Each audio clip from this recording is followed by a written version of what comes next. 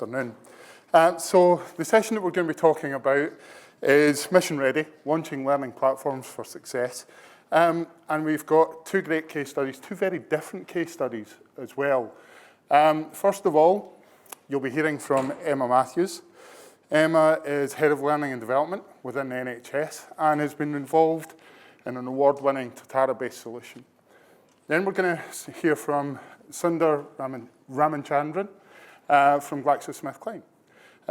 Very different challenge, global challenge in emerging markets, so Asia to South America and everywhere in between. But let me ask you something. Who here is responsible for learning technology in your organization? Quick show of hands. Yeah. Who is happy with their current learning management system? Who would like to change their current learning platform if they could? Okay, so Kevin Costner said, build it and they will come. But that's only part of the story.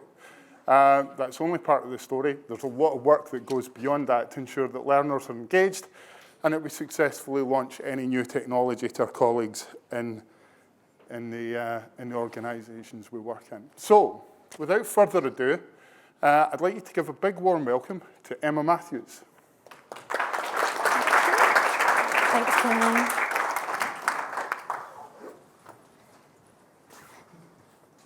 Thank you very much for coming to this session. I am Emma Matthews, as Kenny said. I'm the Head of Learning and Development for Kent and Medway NHS and Social Care Partnership Trust. It's a bit of a mouthful. I've worked in this particular trust for 20 years. I started out as a training coordinator, so I've done virtually every role within the learning and development team, which I think gave me quite a good insight into what we actually needed from a learning management system. So a little bit about our trust. We're a mental health trust. We offer various services which include mental health, learning disabilities, substance misuse. Our geography covers 1.7 million people, and we have quite a wide geographical spread. So we do have 66 buildings over 33 different sites, with over 3,500 staff. So we have three main hubs, but we have lots of community hubs too, which makes it really challenging for us in terms of providing learning and development services. So a little bit of a background. So we'd been with a provider of our LMS for 15 years, so I knew it from its inception when I first started working for the trust. And we were very, very comfortable. It was absolutely fine for us. It did what it needed to do. It didn't do any extras. We didn't need extras at that point, or we didn't think we needed extras. But they delivered the shocking news that they were giving us 6 months' notice and they would be withdrawing the system. Initially, it was shock and horror, and what are we going to do? Because we'd only worked with this system. I think before that, the 5 years before that, it was all paper-based. And we quickly felt that we needed to source a supplier. Within the NHS, there is a national learning management system which is free of charge. We'd been kind of forced to relook at these different learning management systems over the years. So we knew that we wanted a Totara-based LMS. We were prepared to pay, not too much. Our existing system wasn't too much money, but we knew we needed to invest more in the learning management system. So we went through a 3-month procurement process, which I don't know if any of you work for the NHS or have heard about NHS procurement, but it is a long-winded process. So for something of this scale, to get it done in 3 months was actually quite significant. Luckily, we had some frameworks in place that made us award the contract to Chambry Learning Solutions in May 2018. So the challenge was to implement this system, and we were very, very comfortable with our own system, and we didn't know what Totara could do for us, what the system could do, but what we needed to do was to make it accessible to all staff in all different formats. One key thing for us in the NHS is that we are inspected by the CQC, the Care Quality Commission, quite regularly, importantly to protect the public and to make sure that our patient care is our priority. But what this does mean is that we can be inspected by announced or unannounced visits. And it's those unannounced visits that our staff and our managers need quick access to relevant training information. They need to know how many people have done CPR, the percentages, what they were like this month, last month, 6 months ago. And all of this was extremely difficult for us to do on our previous system, so we knew this had to be a key part of when we designed it. Patient care obviously is our priority, and we have lots of different types of staff groups within our trust, nurses, doctors, you know, the traditional roles, but we also have other roles, psychotherapists, psychiatrists, that need more specialist training. And what we knew by building this system is we had to build it around each individual person, not just generically like we've done it before. So we knew our learning needs had to be targeted to every single individual in the trust. And most importantly, our user engagement, which is why I'm here today, was our highest priority. This was essential for us because we knew that we wanted staff from the first login to be able to look at the system and use it. We didn't want lots of training sessions to be able to use this new system, which we had before. And we also wanted to make sure that people were more in control of their own learning. So just a look back on the timeline that we went through. So in May, we awarded the contract with Chambry. We awarded it quite quickly, but then when we got to the point in May, we realised how much work there actually was to do to build this whole learning management system. We had 15 years worth of training data that we had in our previous system. We were told to maybe take over 5 or 6 years to make it work in this time frame, but we said no, we want the whole lot taken. Because in the NHS, with litigation and things like that, we know that we need to go back to the day dot for anything that could come up in the years to come, whether it be through coroner's inquests or anything that we might have to provide information to. This presented a challenge for our partner, Chambry Learning Solutions, but they did rise to that challenge. So we've spoken a little bit about user engagement, but what we knew from the start, so in May, we knew that we needed to set up a stakeholder group. So not just the traditional stakeholder group with everyone that inputs into the system, like HR and IT and communications. We knew we had to set up a stakeholder group with staff and manager users. That was the most important. Our staff and our manager users are the most critical of all of our systems. Whatever system they access or use, they're the ones that are most critical about it. And we knew that from the last system that we had. Why can't it do this? Why can't it do that? Why is everything so manual? So we knew that we had to get those representatives on board when we launched the system so that they could spread the word. So they had a really key part in the design of it as well. We also engaged with all staff group meetings. So we have various different staff group meetings, from team meetings to department meetings to directorate meetings, and in all the board level meetings that we have as well. We made sure that everyone knew that this system was coming. We didn't have a name for it at that point, but part of the user engagement was to decide a name for this system, which we offered a voucher for, and staff actually got involved. I think we ended up having about 600-700 different options of names, which we whittled down to a few. We held focus groups on potential designs right up into the run-up for launching the programme. And actually quite a few of these key designs our staff chose feature on the system now. And they're the things that are spoken about and recognisable within the system. We also made sure we did weekly update emails. But whatever meeting we went to, we also have large events like this where all of our staff or portions of our staff come. And we always made sure that they were aware that this learning management system was arriving. So this was our final design of the system at that point. So with Totara Learn, we managed to use customised plugins provided by Chambry, which was our provider. And basically what it enabled us to do was to build a single dashboard which would provide, after login, instantly what they're in date with, what they're out of date with, and what they're due to expire with.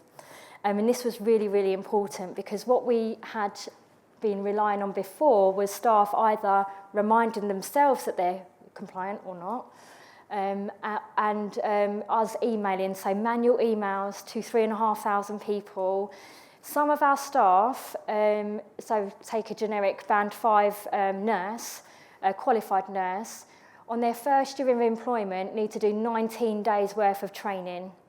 And that's not unusual for a mental health trust.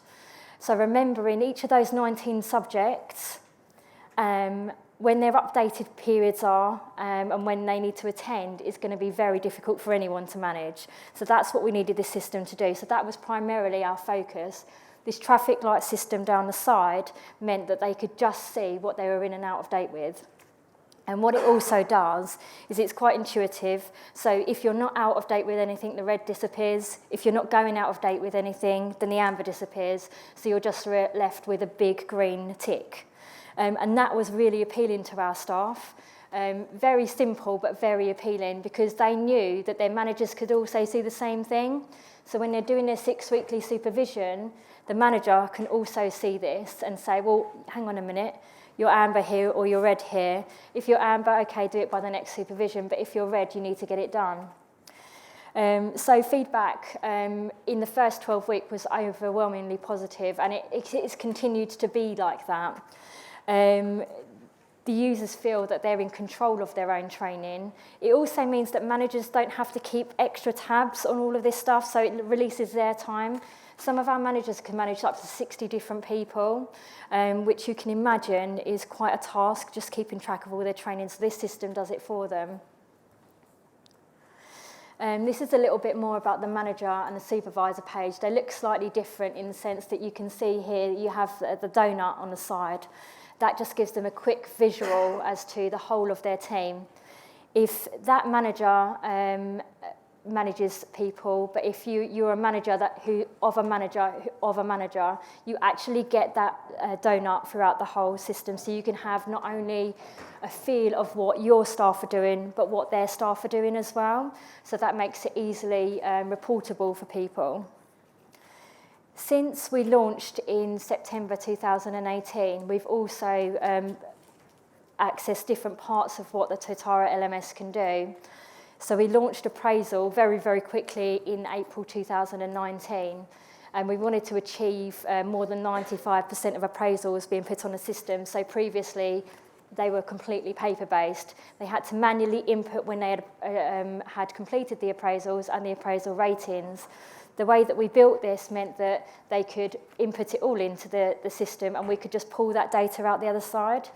We have appraisal window from April to July, and we achieved 99% compliance with our appraisals for the first time of using it. And the reason why is because it's so easy to use. All they have to do is click buttons, fill in forms, and then click submit, and that is essentially all they have to do in the system.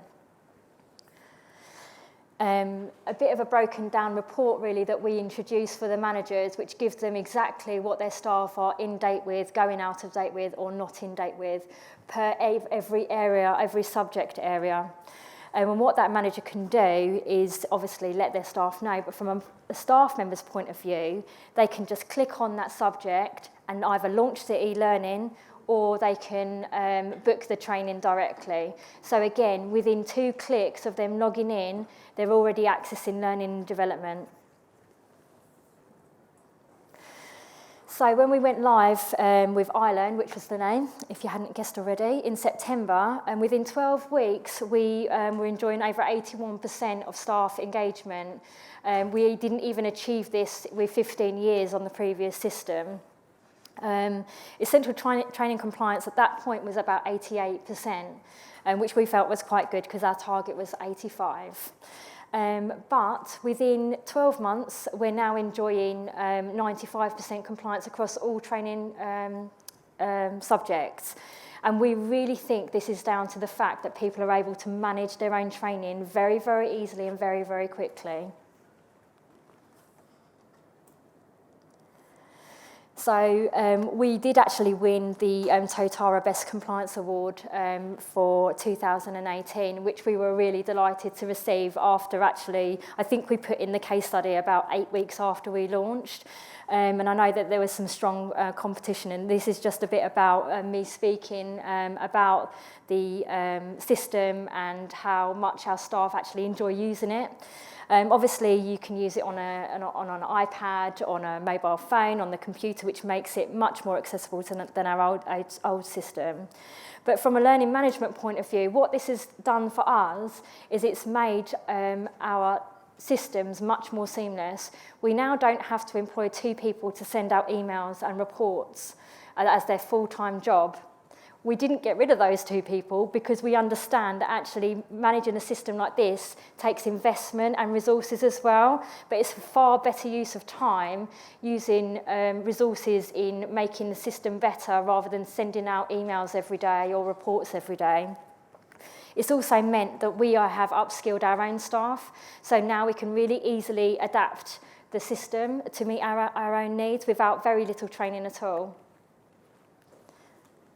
So thank you very much for listening, and I think we'll take some questions at the end. Thank you.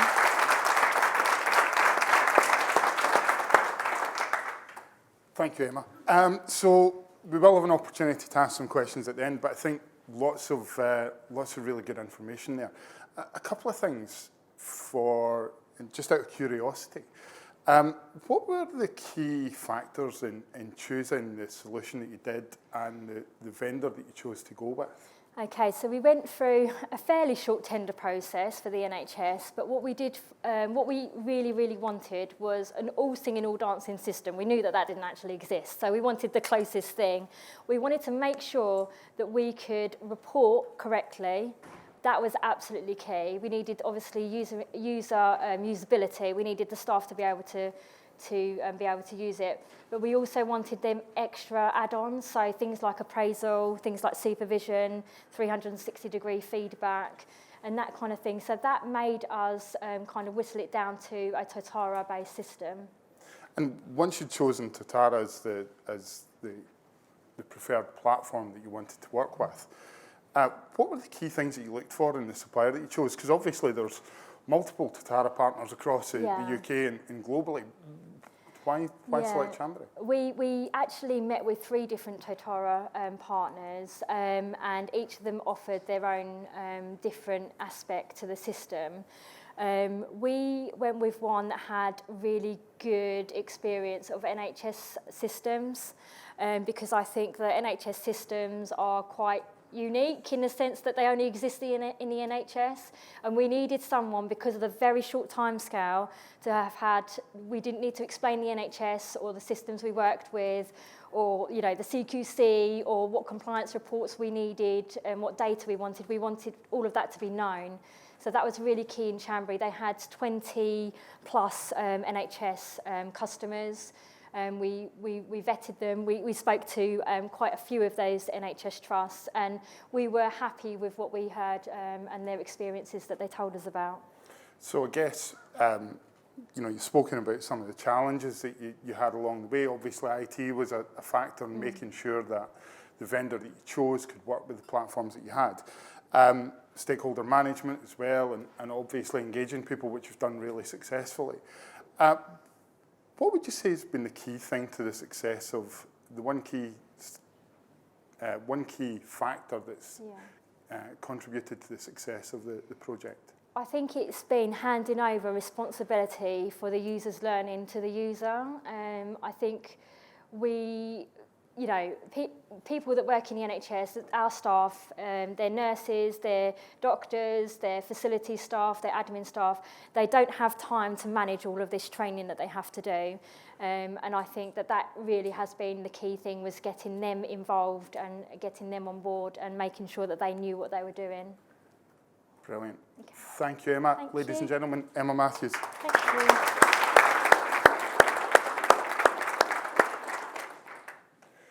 just let the technology guys wrestle with technology and change over the PowerPoint slides. So a really good example there of actually a project that was done in a very short, relatively short space of time, having worked with clients in different areas of the public sector over the years. I think, fantastic achievement from Emma and the team. We're now going to hear from Sunder Ramachandran. Sunder is the General Training Manager for GlaxoSmithKline and is a veteran of the learning technology circuit. I think this is his 4th year in speaking. And he's going to share with you the story behind the work that they did to release their next learning management system across multiple different markets and across different geographies. So, ladies and gentlemen, please welcome Sunder.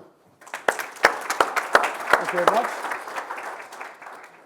Good afternoon, and thank you for coming over. So, you've heard a really good case on how do you launch a learning management system, going through the whole RFP process, the consideration set, all of the considerations for launching and implementing. What you're going to hear from me is sort of the next version. I'm sure many of us in learning are familiar with the phrase learning experience platform. There are many fans and equally critics of that. But take the semantics away. I'm going to talk about how we actually transitioned from a conventional learning management system, which we had, into a slightly more modern, more consumer-like application. Call it whatever you like. But what are you going to get away? Hopefully, in the 20 minutes that you spend here listening to me, you would hopefully go back with some understanding of what are some of the right questions to ask as you think about either launching a conventional learning system or a modern learning system in a multinational or a single country environment. What are the key questions to ask? How do you build momentum? How do you make sure that you communicate the value proposition of your learning platform to your target audience effectively? And last, most important, how do you get the executive buy-in? How do you ensure that you're able to actually sustain the momentum as you move forward? The other thing that I do want to sort of say at the outset is what I'm sharing is not necessarily a success story. I've got about 3 quarters worth of data. So literally, we're sort of building the plane as we fly it. So I will share very transparently with you some of the mistakes that we made, some of the assumptions that I worked on that didn't sort of play out the way we thought they would, and obviously lessons that we've learned. So hopefully that'll give you something to relate with. But quick check, show of hands. How many of us are, depending on where you are in your organizations, in the process of scaling, launching, modernizing a learning system, platform, whatever? Great. So this will fit right in. So I'm sure all of us have heard about Josh Bersin, popular analyst, and this quote, you could argue, actually built the entire momentum that we're seeing today in HR and learning community around employee experience and how that informs choices we make across the entire value chain of the employee, learning being a key component. But long story short, the employee experience today, agnostic of the sectors that we may be in, has to replicate the consumer experience that people go through, right? The way people consume entertainment, education, information, all of that sort of really informing the quality of engagement they expect from enterprise systems, and therefore a design consideration for anyone who's in learning or HR. This is a slide I actually used. I did a keynote on mobile learning back in 2015 at LT, and this is actually the cover of the Wall Street Journal, January 2015, and it pretty much said the healthcare industry. This was a viral article about 5 years back because the future of medicine is in your smartphone. It was a big deal 5 years back. The reason it was important is because in the business in which I operate, or I would argue any business, you got to have a view on what is the macro, what is it that business leaders are thinking about, what are the economic models, business models, and this was the big thing. And of course, over the last 5 years in learning, we've made significant advancements in mobile learning. Today, it's fairly commoditized. I think most large companies or companies of all sizes have some form of mobile learning going for them. And this is last year. And we actually heard a keynote speaker refer to this as well this morning. The future of medicine is in a micro-engineered chip inside your body. So this is the amount of progress the business that I represent has made, the industry that I represent has made in a span of 5 years. And I'd like to sort of really juxtapose that context on what we do within learning. How much have we progressed since we adopted mobile learning in the last 5 years? And my submission is the pace hasn't necessarily kept up with what's actually happening in the market. At GSK, keep growing is actually one of the key strategic priorities for us. So everybody right from our chief exec downwards talks about it. It's part of our narrative. So that's sort of the whole executive communication. So anything that you do in learning within our enterprise ties into a top strategic priority driven directly by the chief exec. So that helps, and that's an important consideration. What I'm going to share with you is the context. What is the context of building this learning platform? What is the employee experience that was existing and that we've been able to improve or impact? What is the launch experience, and what should be your content strategy? Hopefully, I mean, there's obviously a lot to it, but hopefully in the 20 minutes I'll be able to pack in all of that. Let's look at the context. So this is the context in which I operate. I work in the emerging markets business of GlaxoSmithKline. I'm based out of Mumbai in India. And the emerging markets, the commercial capability, COE, that I run is actually spread around large countries, India, China, cluster of countries in APAC, Middle East, North Africa, and then Latin and South America. So multi-country, multicultural, multi-linguistic environment, and obviously it presents a different challenge. It's commercial capability, so I'm talking about colleagues who are in sales and marketing roles. Many of these colleagues are actually enterprise salespeople, so there's feet on street. They're not necessarily working out of a captive office environment, and that obviously presents a different consideration set in terms of device choices and so on and so forth. And I'm sure, give me a show of hands if you could relate to some of those challenges that I've put out there. Those are some of our top challenges. Heterogeneous, scale. But I think for us, the key point is business leaders are increasingly talking about proficiency. So the conventional learning analytics or data that we used to report in terms of investments of time, number of people, number of content, amount of content consumed, I think business leaders are agnostic of all of that. The key question that they're finding an answer to is, can you tell me using data that my people are more proficient today than they were yesterday, and they've been set up to do so on an ongoing basis? I think that's the question that we got to find. That's the question that any sort of learning analytics has to be able to answer. So what was the transition? I'm sure you've heard all of these terms. We were upgrading. We were not changing platforms, so we're on SAP SuccessFactors. We upgraded into the more collaborative, as it's called SAP Gem. I'm sure many of you have heard about that. Into the more collaborative, more modern version of SAP, and that gave us some really cool possibilities in terms of integration and what we can do with the platform itself. So that was the shift from a feature standpoint in terms of what we were actually able to do earlier versus what we are today in a position to do, and many industry analysts call it the learning experience platform as well. Like I said, it's SAP, SuccessFactors, and again, we've been on this journey now for a while, so it is device agnostic, it's anytime, anywhere. I think we've sort of reached a stage of hygiene on things like that, so you could access it on wherever, whenever, any device, offline capability, so I think all those are pretty standard. But the big piece of work, and I think this is what led to a lot of traction, is rather than just offering employees a library of resources and courses and best-in-class content that most global organizations have access to, we actually started from the ground up looking at what are the capability frameworks that exist for different roles within the company. So we actually did an entire capability framework refresh. We identified 7 critical roles within the commercial capability organization, right from sales leaders to digital marketing managers and all the other roles that existed, created organizational capability frameworks, and then started curating content around that.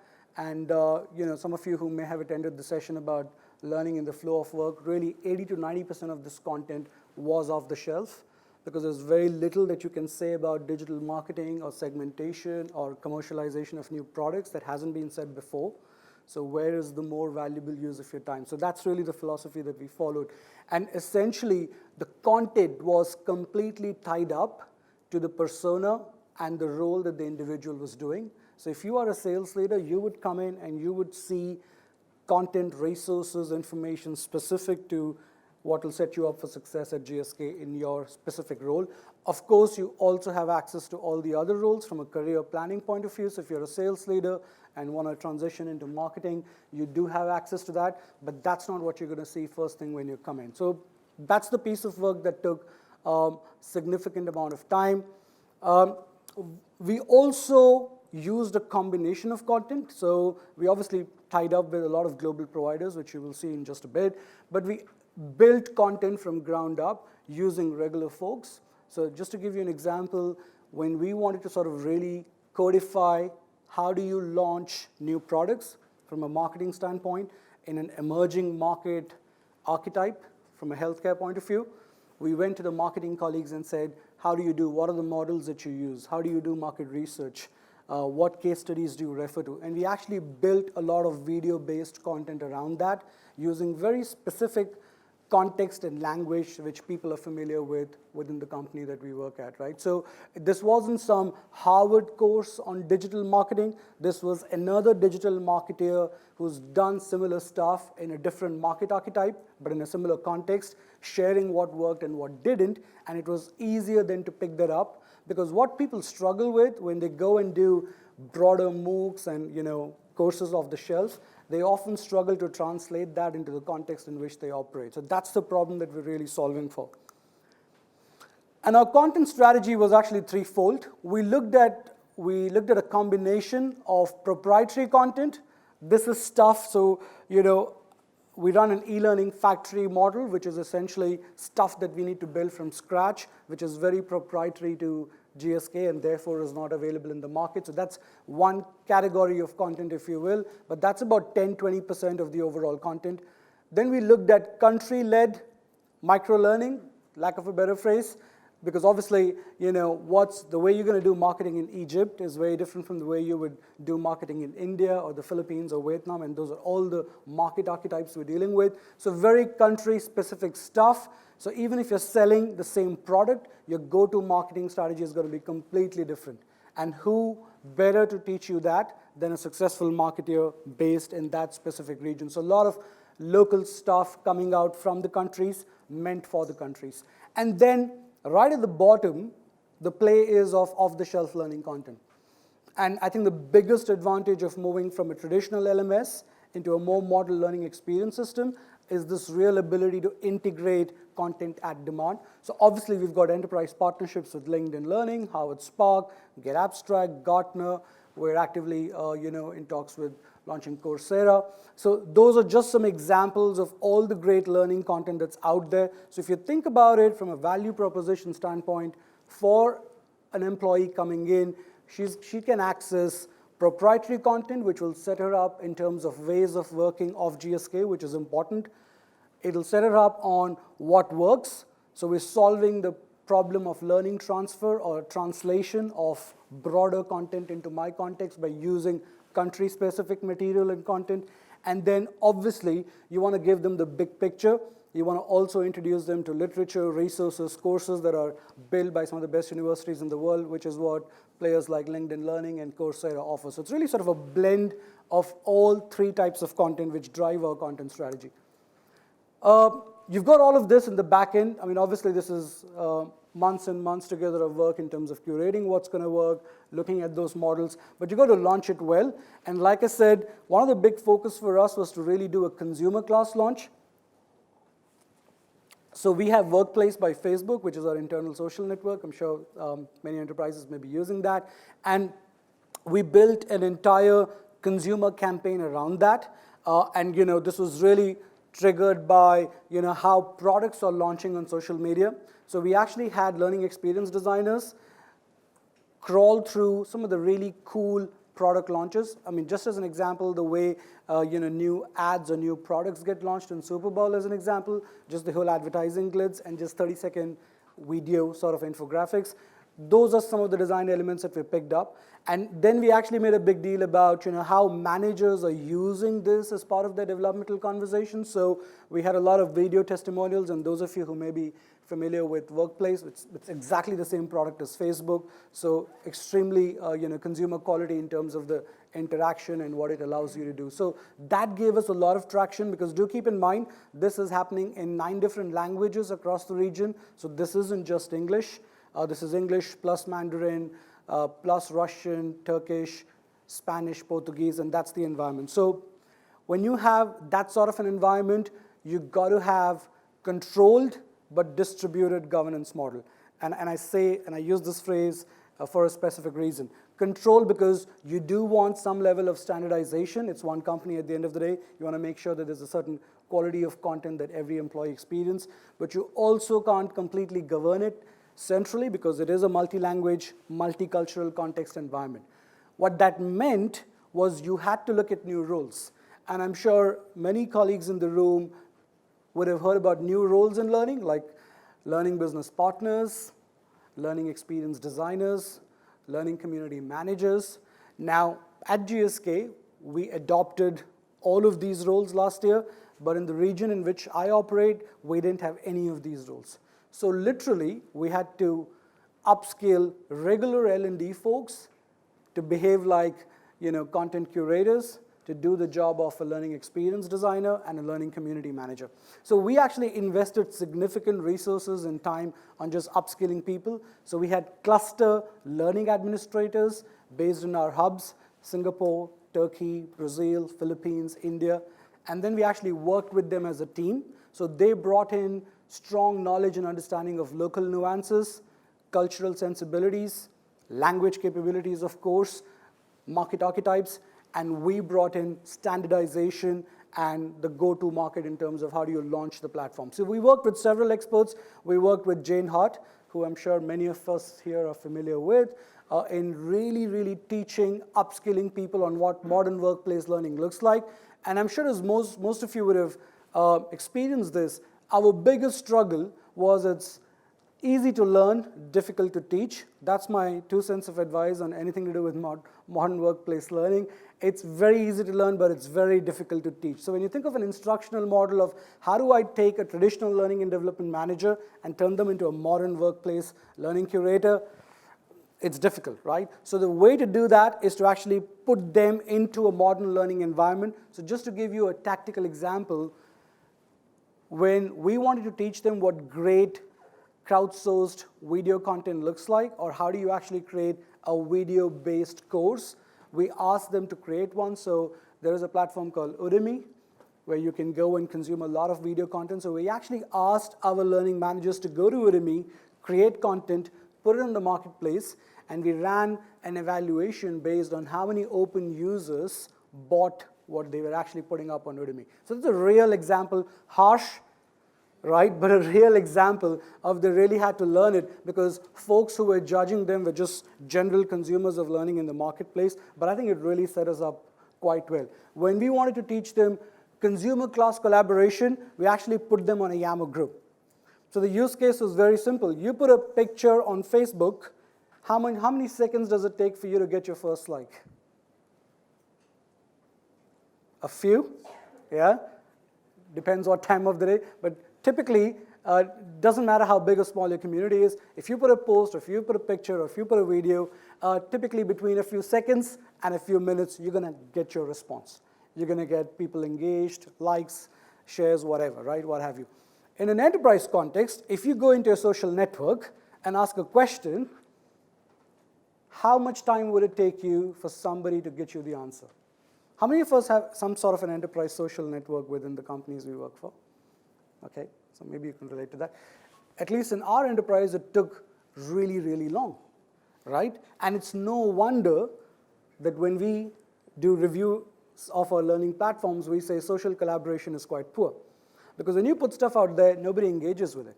So this was the job of the content curators and the learning admins to really build that momentum. Because if you ask a question and no one's responding, you're never going to ask again.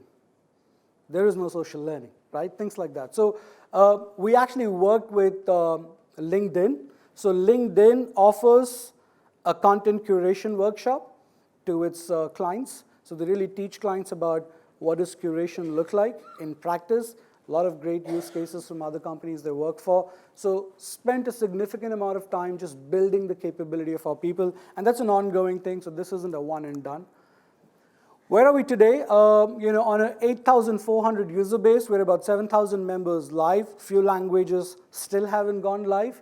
We've onboarded the entire commercial team. We've got competency assessments built in. Like I said, the entire commercial platform was built on capability frameworks. So from an employee experience point of view, what you can do today is come into the platform, depending on the role that you're in, assess yourself, baseline yourself, get some managerial feedback, and then the platform will throw up a learning pathway based on where you are. So if you're, just as an example, if business planning is a key competency, and you happen to be proficient and you want to get to advanced, then the platform will auto-direct you on some 10 and 20% recommendation.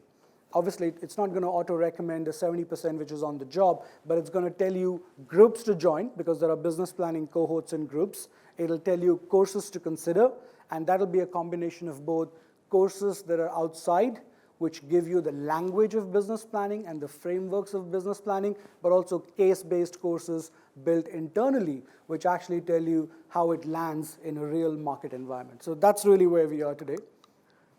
Obviously, the cool thing about having learning experience platforms is you also commoditize to a large extent learning analytics, and there's quite a lot of talk about data analytics and use of data in learning. And I see a lot of our L&D friends get pretty overwhelmed about stuff like this. Actually, the more these platforms are innovating and improving, the less is the pressure on each one of us. Because where learning analytics and data analytics is today is it's very commoditized. So you've got dashboards that will visualize it for you. You've got dashboards that will also auto-interpret for you. So you really are not sitting, when you think of data analysis and learning, you're not sitting and running some sort of regression analysis or putting algorithms together on an Excel sheet. It's all being done for you by the system. It's a question of how do you want to use the data and then use your understanding of your context and your business model and then see where you want to go with that. Good feedback so far from users across the globe, and we've actively used video testimonials just to sort of fuel the fire across our workplace platform. So every week we put out use cases about how users, so a new marketeer coming in and finding their feet quickly on a 2-week period because of the very structured onboarding that they got through the platform. I mean, that's a great testimonial to encourage other users to consider it. So as we look back over the last 3 quarters, the content curation was a really key strategy. So we have a 15-day refresh cycle, which means all of the learning admins that I just mentioned, as part of their key performance indicators, review the content that they put out on a fortnightly basis and refresh as it may be appropriate. Super critical, because why would anyone then come back, right? And then when you refresh content, just like in any other modern platform, notifications go out, we promote the content, we typically link content to certain themes that the business is trying to drive. All of that super critical. Training your admins. Now, this is tricky and really important because it just doesn't matter what partner you choose for your learning platform. Every partner worth their weight today in the market will bring in their set of implementation specialists. And they will tell you that we're going to implement this for you. But do keep in mind, you do need internal governance and controls. And if you're going to be leaning in too much on just the implementation part and leaving it just to them, you're going to struggle when they go out. So identify who are your core people who are going to stay on this journey with you, make the investment up front, ensure that they actually understand curation, they understand how to work on the platform, they understand how to do governance, they understand how to do community management. So all of these are really critical considerations. So again, we launched with some proprietary content. There's enough out there from a narrative standpoint in terms of push versus pull. In the regions in which we operate, the strategy that we adopted was you push before they pull, which means really build it around proprietary stuff that's super critical to their jobs, which there is a natural incentive for them to consume. And as you bring them onto the platform, we expose them to all the other cool stuff, right? Conventional wisdom would let you believe that, hey, you know what, let's go and promote LinkedIn Learning. let's go and promote the cool Harvard MOOCs that we now have on board. That's going to pull people in, but that wasn't the case. That's what we tried earlier, and it didn't work out at all, right? Because people said, I could just go onto the open cloud and do all of that. Why do I need to come into an internal enterprise platform to do that? So push and then pull. And then, of course, quite basic but important, modern design elements. I mean, I think gone are the days where you can just provide everything under a roof as a value proposition. Everything under one roof is no longer a good value proposition. Consumer class experience is a good value proposition, right? And the way you create consumer class is not by creating everything within, right? The way you replicate consumer class is actually by adopting consumer platform. So if you want to do a cool internal social network, don't build a cool internal social network. Just get Workplace by Facebook. I'm not advocating for them, but just as an example and a proxy, right? If you want to build another cool application, because you look at all of these social media platforms out there, they're all launching enterprise versions of their products. Why is that the case? That's because that's what employees are demanding. So that's the way to go. Those are some of the lessons learned, so far in the journey. It's been an interesting journey. Obviously, just the spread, the multiplicity of languages, cultures, countries, product portfolio adds more layers of complexity, but those are some of the things that we've learned. That's my personal learning management system on Twitter. I really think of Twitter as my personal LMS. So happy to keep the conversation going. If you'd like to just tweet at me, I'd love to engage with you. Thank you very much for listening.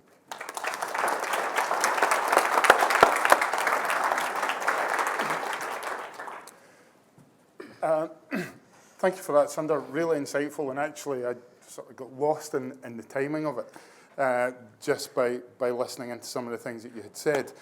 Can I ask about one particular thing you mentioned right at the beginning, which was pace hasn't kept up with the market. So the pace of change in the learning technology landscape hasn't kept up. If you think about the organization you work in, really at the forefront of innovation in its sector. So how difficult was it to find something that delivered your ambition for learning within Glaxo? Well, for us it wasn't, because like I said, for us it wasn't really a transition from one platform to another, and in that sense it wasn't really an RFP and looking at everything that's out there. It was really more an upgrade.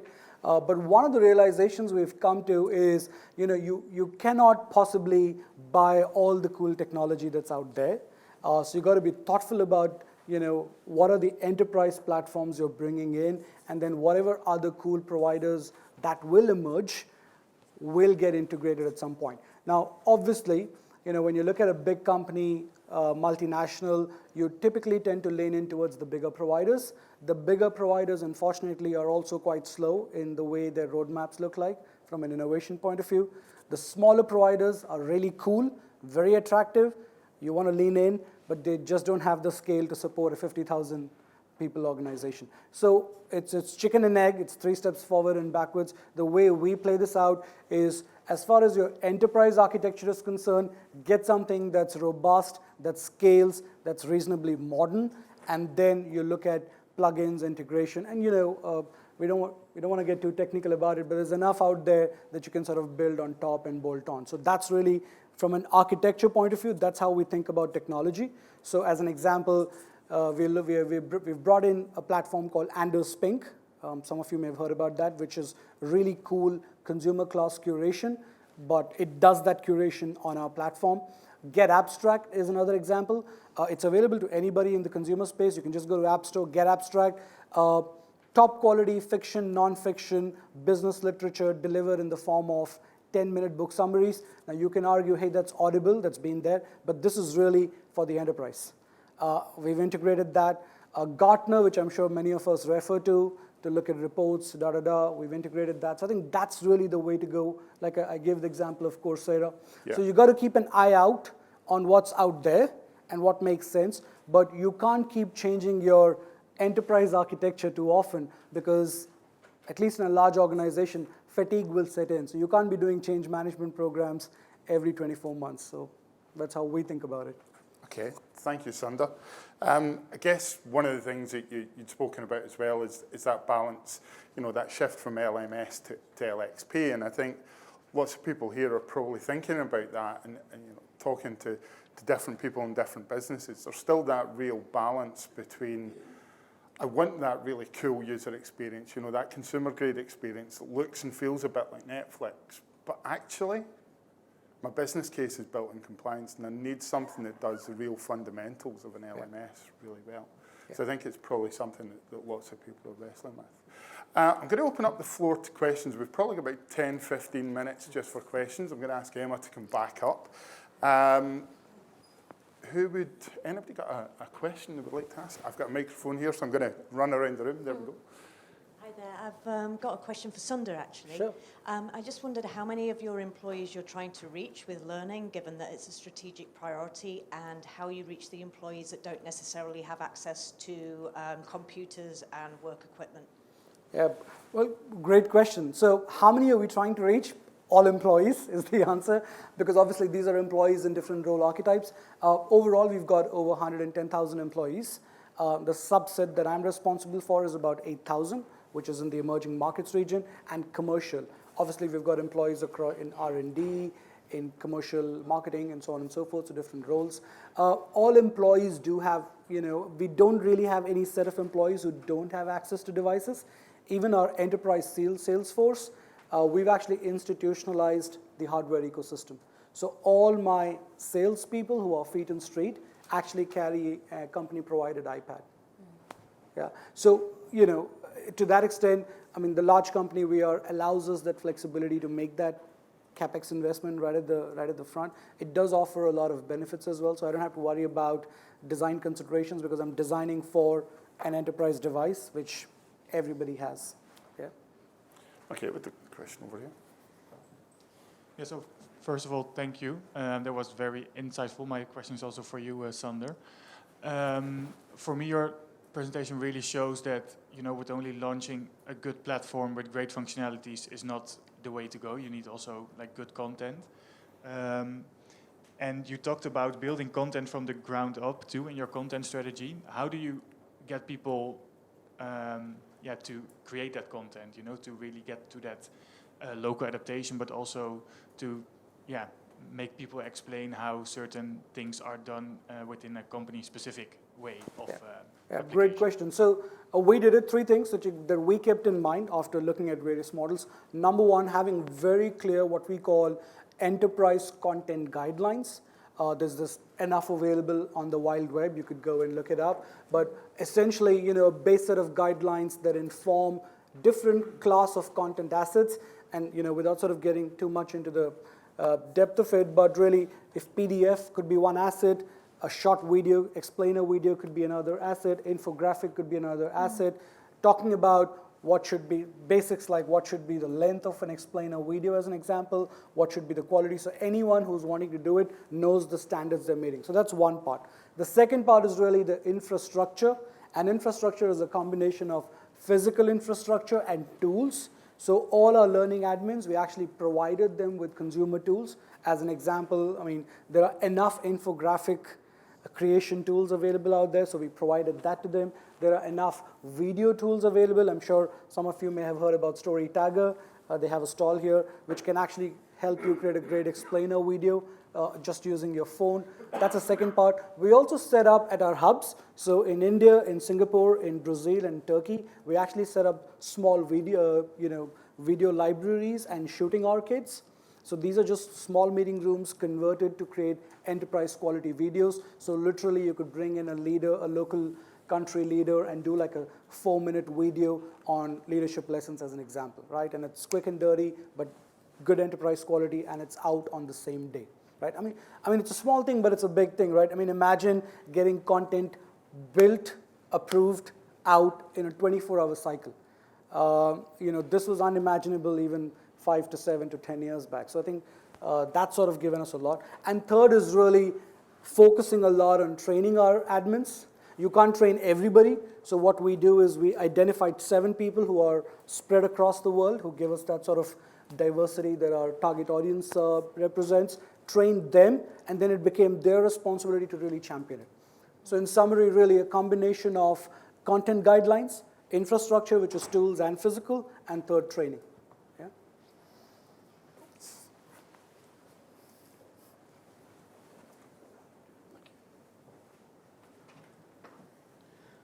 Thank you both for the presentation.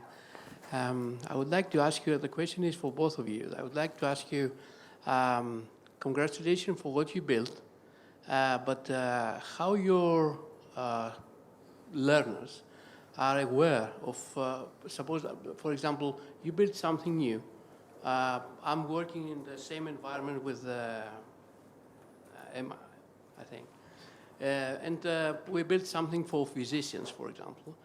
How you make them aware that you have built either a new course for them or a new feature in the platform, and also if in the platform that you described us, how you support the users regarding.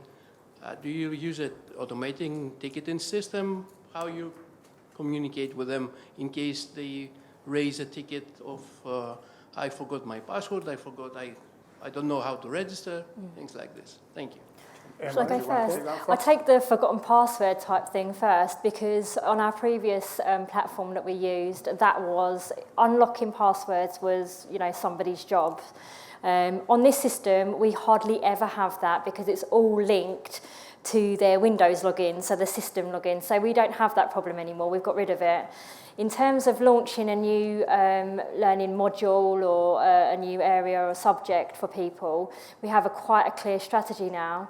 So we build a new dashboard just temporarily for those people what it affects.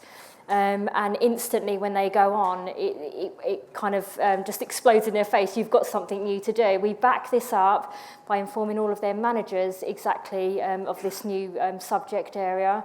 We actually send them out emails as well, but we make it very visual when they first log in that this is something new that they have to do.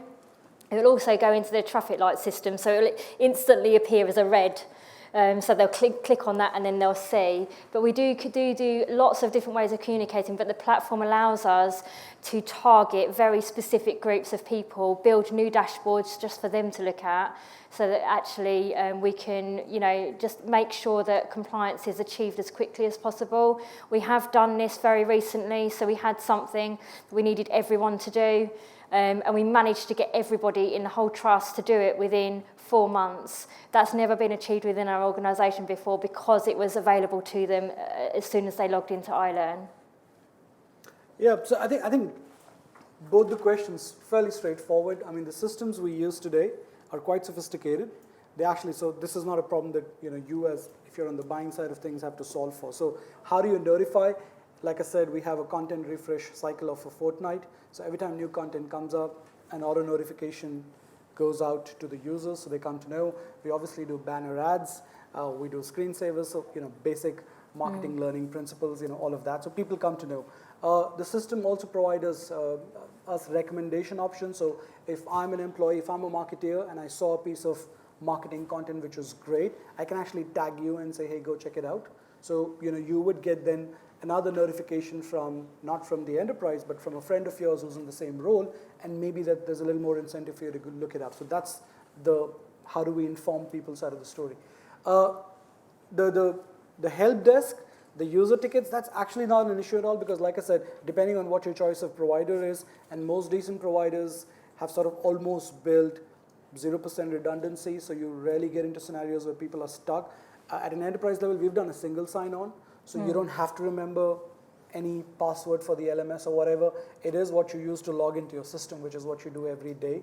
So, and if you forget that, you can obviously, using your own personal details, you can obviously reset that. So, again, if you use a reasonably modern provider, those aren't issues that you're going to be struggling with as a buyer of technology, at least. I think that's where we are today. So, your users are visiting the LMS every day because mine are not.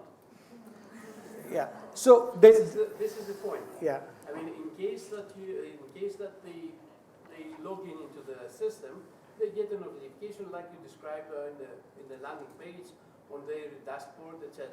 So they are notified for something that something new happened. But in my case, I don't know yours, my users are not engaged with the LMS every day. Yeah. Some of them, they are doing that because they have to do it. Others, they do it on their, because they need to, but they are curious to do something. So how this is basically my concern. Sure. How we can anticipate. So our users don't come into the learning system every day. We actually we don't position it like a learning system. What we've done, like I spoke about integration, with a large company, you've got CRM systems. We use Salesforce, we've got SAP, we've got integrations going. So typically, if you visualize the day in the life of let's say a sales rep in my company, what happens is you're done with your day, you've done a few calls, you've had a few customer visits, you're sitting with your manager, you get a few pop-ups on your system saying this is what your customer relationship data looks like, and then corresponding to that, there are some recommendations. So what happens is it's not like you come in on your own, but you are nudged into some sort of a learning pathway based on your activity on adjacent systems which are interlinked. So for example, we've got 3 systems that are interlinked. We've got Workday, which is our HR enterprise data. We've got Salesforce, which is CRM, and we've got SAP, which is LMS. But the cool part is, I'm saying all of this because I'm talking to fellow practitioners, so maybe this level of detail is important. To an end user, they don't care. For them, they're just in one single enterprise architecture maze. So they're not necessarily, in a very deliberate manner, differentiating, saying, oh my God, I've just moved from Salesforce to SAP. For them, they were just going in, filling in, reviewing comments given by their manager on Workday, and there comes a nudge telling them, hey, you may want to consider doing a program on performance improvement. So that's the employee experience, and that's what matters to them. And like I said, the nice thing about systems as they stand today, and that's where I would give credit to even the provider side of things, is the technology is reasonably sophisticated, so it allows you to do it. And I don't think these are problems that, at least on the buying side of things, we need to worry about, because the providers have solved this problem already. Yeah. I think there was one question over here. Yeah, yourself. Thank you. Thanks both. It's really interesting to see the different scale. Obviously, a large multinational company like GSK and then a UK-based NHS trust, so thank you for that. Okay, so I'm staring down the barrel of a board of management discussion to lobby for investment in this LMS that we're trying to roll out at Volkswagen Group. What levers did you use in your business case to try and lobby for investment in this system? I think any cost in the current climate has got to be legitimately backed up. So how did you build your business case to have the investment for this system? Sure. Do you want to? Yeah, I can go first. So for us, we fought a battle for about 10 years to not use the free-to-use NHS learning management system. So there was something there that was free to use that they would say ticks all of the boxes for what every NHS trust needs in terms of a learning management system. We quite quickly tested that. And we said, no, you do need to invest, because what it won't do is give you, and we listed a huge raft of things that it wouldn't give us. What we also did was that we actually went down to detail how much more staff it would take for us to do it this way versus this way. So kind of an investment of, 30, 40,000 versus, employing 3 or 4 people that are very difficult to get rid of when you don't need them anymore. So it was very simple for us, and we made our board look at the implications of not having data ready to use, the workarounds we'd need to do to make this system as good as this other one, and it was really around compliance for us, so just making sure that we were actually able to show how compliant we were with all different sorts of training, also appraisals, also supervision and 360 as well. So in our case, actually, our top priority from the chief exec was based around 3 pillars: innovation, performance, and trust. This is obviously in the public domain because in all our quarterly reports you would see this. So when we talk about trust, we talk about employee experience.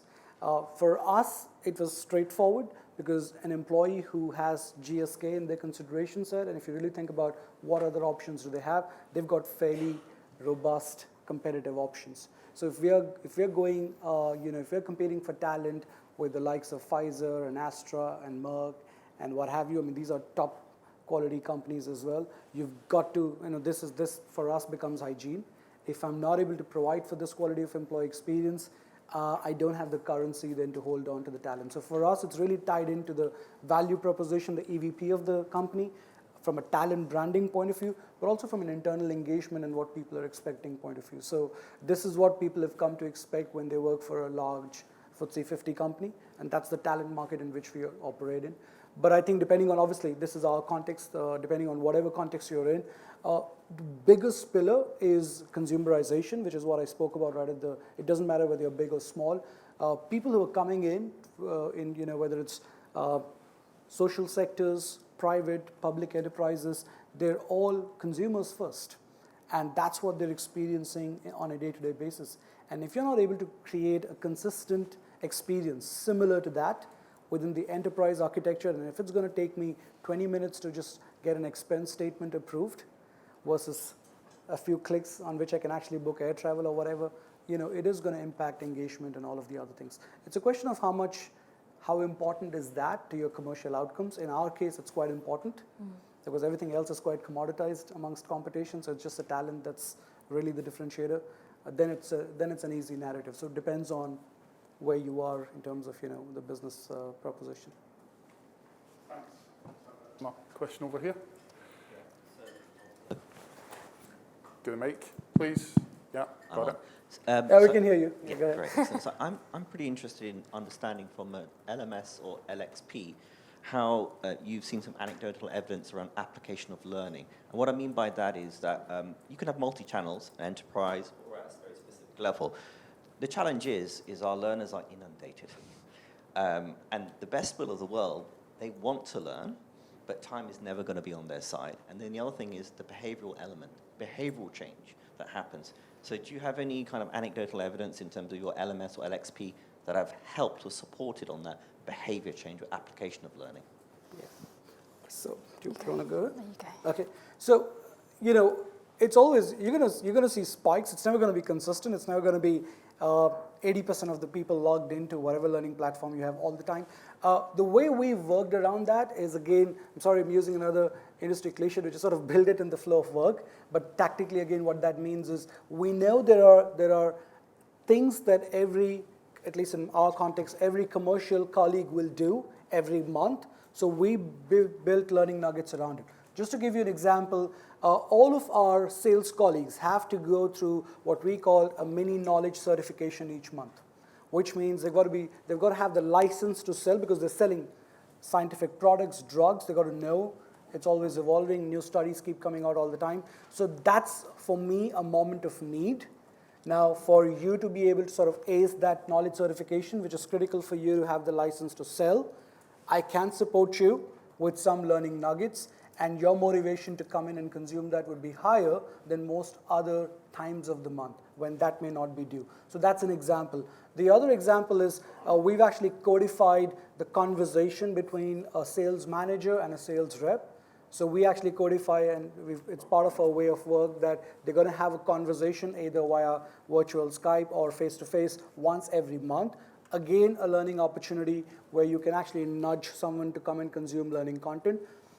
You can only play on all of this if you've got learning content nicely packaged and curated, talking to all of these learning needs. What you do know is these needs are going to emerge for employees. What will vary is for some it may be in the first week of the month, for some it may be in third week.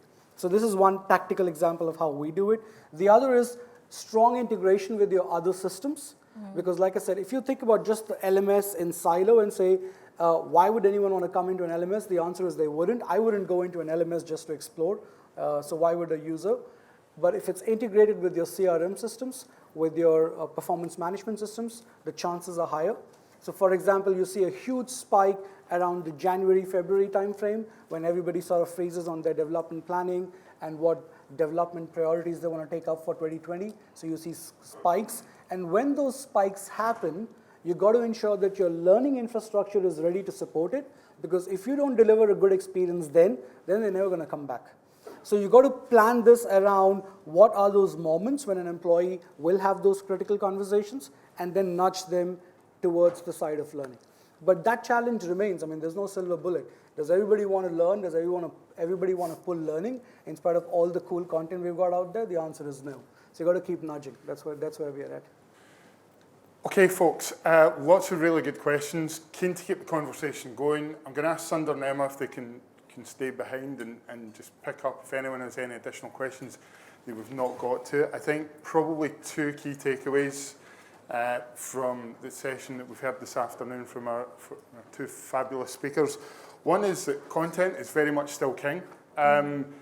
Probably resonates with something that came up in conversation a couple of weeks ago with somebody, is that nobody ever gets excited about the next Netflix app. What they do get excited about is the content that it gives them access to, and I think in a number of ways learning is very much like that. It's a consumer-grade experience. There's got to be something there to draw them in.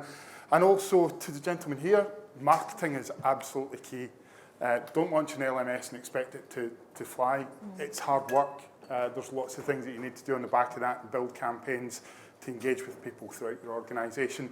Ladies and gentlemen, please give a warm round of applause to our speakers today, Emma and Sunder.